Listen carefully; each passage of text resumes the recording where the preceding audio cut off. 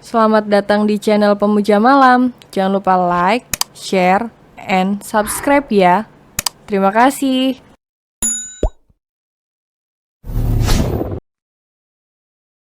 Episode 7. Memangnya cinta bisa datang secepat ini?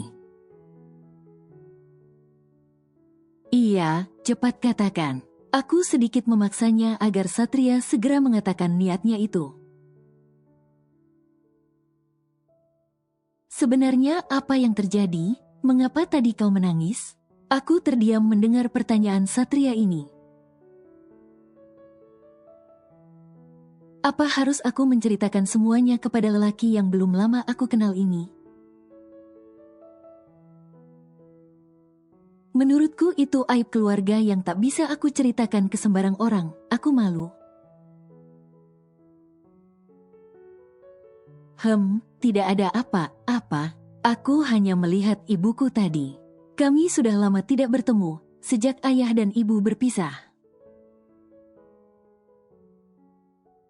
Ucapku bohong, aku sudah putuskan untuk tidak menceritakannya kepada Satria. Oh, lalu kenapa kau tidak menghampirinya? Kau kan bisa sekedar memeluknya. Iya, Satria benar, seharusnya aku bisa memeluk ibuku. Tapi sayangnya tidak, walaupun sebenarnya aku ingin. Namun rasa sakit dan marah ini lebih mendominasi hatiku. Dia bersama keluarga barunya, aku tak enak hati bila mengganggu mereka. Aku berbohong lagi, sepertinya hanya alasan itu yang masuk akal. Ya, sudah jangan bersedih lagi. Suatu saat kau pasti bisa memeluk ibumu. Aku rasa tidak akan pernah. Gumamku dalam hati. Entah mengapa aku merasa tenang setelah mendengar kata-kata Satria. Aku sedikit bingung dengan sikap lelaki ini. Semua yang dia lakukan terasa tidak wajar menurutku. Apa begini cara orang kaya bertanggung jawab setelah menabrak orang lain? Atau karena kehidupanku yang menyedihkan, Satria menjadi kasihan kepadaku? Semua pertanyaan membingungkan ini menuntutku untuk mencari tahu alasannya. Paling tidak aku bisa berhenti berprasangka yang bukan tentang Satria. Sat, kenapa sih kau melakukan semua ini? Aku bertanya tanpa basa-basi, biar langsung tepat sasaran pikirku. Melakukan apa? Lelaki ini menjawab pertanyaanku dengan pertanyaan juga, menyebalkan. Sebenarnya dia memang tidak tahu maksudku atau hanya berpura-pura. Maksudku, kenapa kau baik sekali mau melunasi hutang keluargaku? Lalu kau datang ke rumahku dengan membawa banyak belanjaan dan semua perhatianmu itu. Kau sangat peduli kepadaku. Apa begini cara orang kaya bertanggung jawab? Akhirnya pertanyaan itu keluar juga dari mulutku. Aku benar sudah penasaran setengah mati. Terserahlah Satria akan berpikiran apa tentangku. Hahaha, kenapa bertanya begitu? Memangnya salah aku melakukan semua itu? Dia tertawa, memangnya ada yang lucu? Dan lihat, Satria menjawabku dengan pertanyaan lagi. Maunya apa sih ini orang? Tidak salah kalau kita sudah kenal lama, tapi kita saja masih baru kenal. Apa tidak berlebihan semua yang kau lakukan ini? Oke, fix. Emosiku mulai naik setingkat. Berbicara dengan Satria sungguh melelahkan. Manda, berbuat baik tidak harus dengan orang yang sudah dikenal lama saja. Kita boleh berbuat baik kepada siapa saja, bahkan kepada orang yang tidak dikenal sekalipun. Aku terdiam mendengar penjelasan Satria. Memang benar apa yang dia katakan. Tapi kenapa hatiku tidak puas dengan jawabannya itu? Memangnya jawaban seperti apa yang kau harapkan, Amanda? Dan satu lagi, entah kenapa sejak kita bertemu, aku selalu memikirkanmu dan ingin selalu dekat denganmu. Aku merasa nyaman bila berada di sisimu, bahkan melihatmu saja aku sudah senang. Aku juga heran mengapa bisa seperti itu, Dek. Ini jawaban yang aku harapkan dari tadi, sebuah pengakuan. Jujur, sebagai seorang wanita normal. Aku merasa tersanjung dengan semua perlakuan Satria kepadaku. Walaupun baru mengenalnya, aku tak munafik jika mulai mengagumi pria yang satu ini. Apa wajar perasaanku ini? Kenapa bisa begitu? Aku bertanya pura-pura bodoh. Padahal jujur, mendadak suasana hatiku berubah membaik, hatiku berbunga-bunga. Entahlah, aku tidak tahu, aku juga bingung dengan semua ini. Mungkin aku jatuh cinta kepadamu? Ya, Tuhan, lelaki ini polos atau apa? Segampang itu dia membahas cinta dengan gadis yang belum lama dia kenal tanpa rasa canggung. Dia tidak tahu apa, aku sudah terserang aritma jantung saat ini. Lupakan Amanda, lupakan, jangan terbuai ucapan lelaki. Mau Satria atau lelaki manapun jangan percaya lagi. Kau bisa saja, memangnya cinta bisa datang secepat ini? Ada saja. Aku masih berusaha menepis semua ini. Jangan mudah terhanyut, itu yang terus aku sugestikan di pikiranku. Mungkin saja, namanya juga perasaan. Oke, stop, berhenti membahas ini. Aku semakin takut terjerumus ke dalam perasaan yang salah. Aku takut terlena dengan sesuatu yang datangnya mendadak karena sekejap saja pasti pergi. Sudah semakin malam bicaranya semakin ngelantur. Sudah dulu ya ngobrolnya, aku mengantuk ini. Ucapku mengakhiri pembicaraan kami agar tidak semakin mengada-ngada. Dan sebenarnya ini juga cara untuk menyelamatkan hatiku. Yang mulai terpengaruh dengan ucapan manis Satria. Baiklah, selamat malam. Malam, aku segera mengakhiri panggilan masuk Satria itu. Lega, akhirnya hatiku terselamatkan juga. Manis sekali mulut lelaki itu, sampai aku hampir terlena seperti ini. Tapi apa benar yang dia katakan? Mungkinkah dia jatuh cinta kepadaku? Tidak mungkin, jangan terpengaruh, Amanda. Aku berbicara sendiri seperti orang gila, antara perasaan dan logikaku kini berperang. Dan dengan curangku menangkan logikaku dan menepis perasaanku yang mulai aneh ini.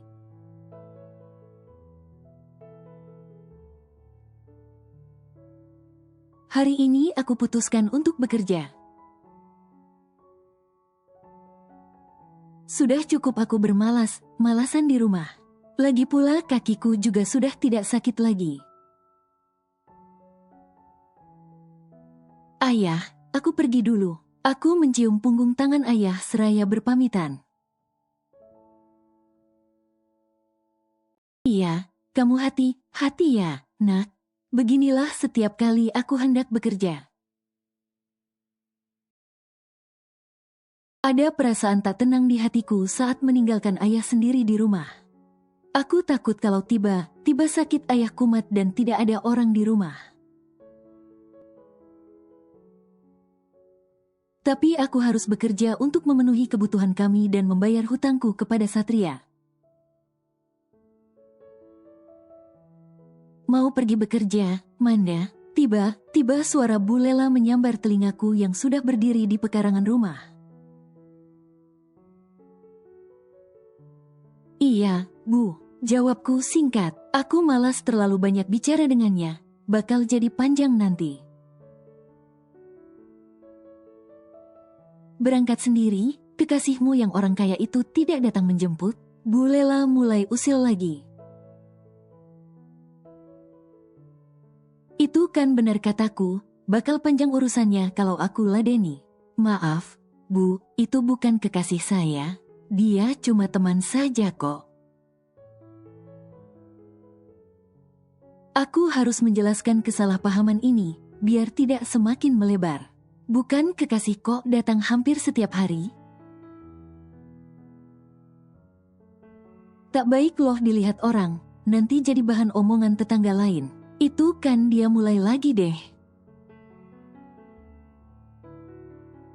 Hei, Bu Lela, di sini cuma engkau yang super usil, kenapa pakai alasan tetangga lain? Iya, maaf, Bu, aku pergi dulu. Takut telat. Lebih baik aku tinggalkan daripada makin melunjak. Aku melangkah cepat meninggalkan pekarangan rumahku sekaligus Bu Lela. Aku tahu Bu Lela ada benarnya juga.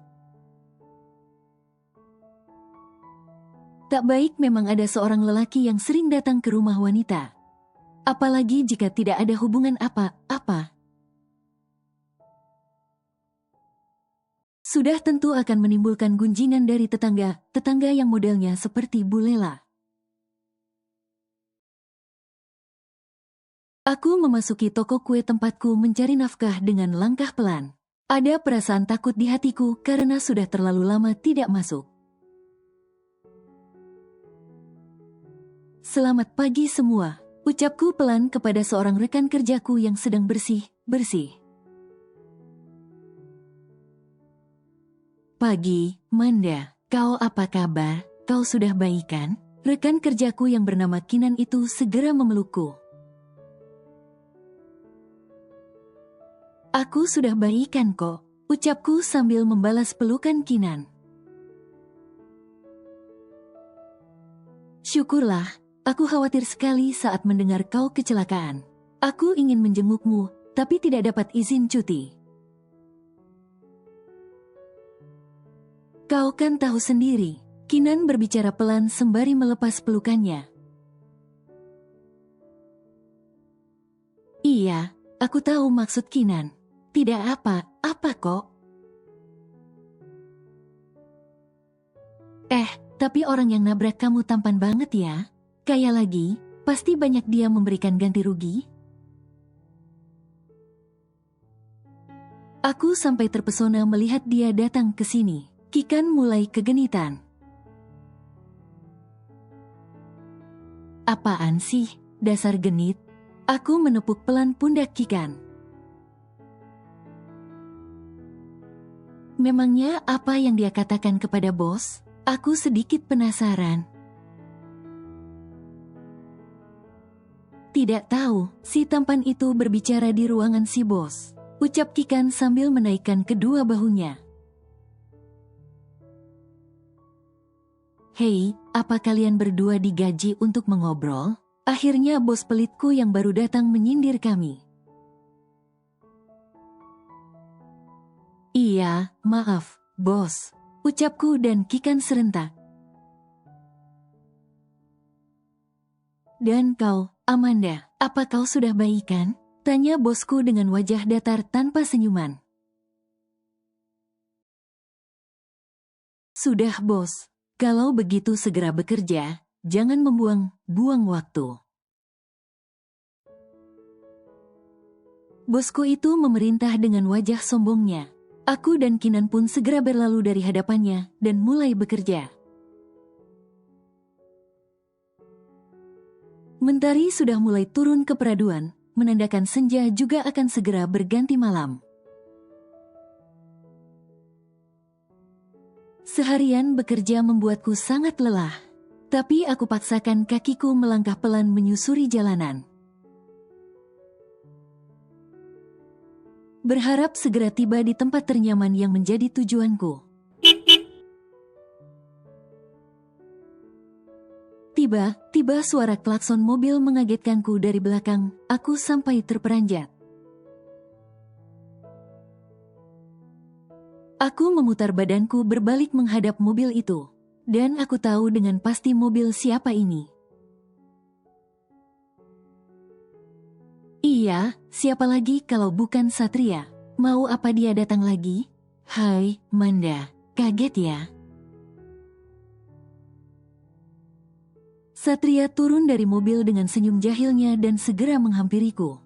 Pertanyaan macam apa itu? Tentu saja aku kaget jika tiba-tiba dia membunyikan klakson begitu. Kalau sudah tahu kenapa masih bertanya, nada bicaraku sengaja ku buat ketus agar dia tahu bahwa aku kesal. Maaf, deh, kau mau pulang kan? Mari aku antar. Satria menawarkan tumpangan untukku. Kalau dipikir-fikir, itu tawaran yang bagus. Aku jadi tidak terlalu lelah berjalan. Tapi tidak, aku teringat kata Bu Lela tadi pagi. Aku tak ingin kedatangan Satria menjadi buah bibir lagi. Maaf, aku tak bisa menerima tawaranmu. Aku menolak tawaran Satria tanpa basa-basi. Kenapa? Mendadak wajah Satria berubah bingung. Dia menautkan kedua alisnya dan memandangku penuh tanya. Aku tak ingin merepotkanmu. Tapi aku tidak merasa direpotkan. Aku memang hendak ke rumahmu. Satria mencoba bernego denganku. Aku benar-benar heran. Mau apa lelaki ini selalu ke rumahku? Apa menurut kalian masuk akal alasannya kemarin malam? Satria, tolonglah mengerti, aku hidup bertetangga. Aku tidak ingin menjadi bahan gunjingan tetanggaku jika kau selalu datang ke rumahku. Apa kata orang jika ada seorang gadis yang selalu didatangi seorang pria? Apalagi mereka tidak punya hubungan apa-apa. Aku mencoba memberi pengertian kepada Satria, berharap dia paham maksudku. Oh, jadi itu alasannya. Jadi bagaimana dengan Dimas? Dia juga lelaki yang tidak ada hubungan apa denganmu bukan? Apa ada pengecualian untuknya jika sering bertandang ke rumahmu? Satria berbicara dengan wajah yang serius. Apa ini? Apa lelaki ini sedang protes? Aku dan Dimas itu sudah bersahabat dari balita. Seluruh tetangga juga tahu persahabatan kami. Tapi kalau kau kan orang asing, kita baru juga kenal. Rasanya memang tak pantas saja jika kau selalu datang ke rumahku. Sekali lagi aku menjelaskan maksudku, agar lelaki di hadapanku ini bisa mengerti maksudku tanpa harus sakit hati. Satria terdiam sejenak, dia memandang lurus ke depan dengan tatapan kosong. Wajahnya mendadak masam dan aku tahu dia pasti kecewa dengan permintaanku ini. Tapi aku rasa tidak ada yang salah dengan ucapanku. Satria menghirup nafas dalam lalu menghembuskannya dengan kasar. Seolah dia sedang terhimpit beban yang berat. Baiklah, aku mengerti. Kalau begitu aku pamit dulu ya, kau berhati-hatilah. Satria tersenyum sebentar lalu masuk ke dalam mobilnya, dan melaju dengan kecepatan tinggi menembus jalanan. Meninggalkan aku yang masih terpaku menatap kepergiannya.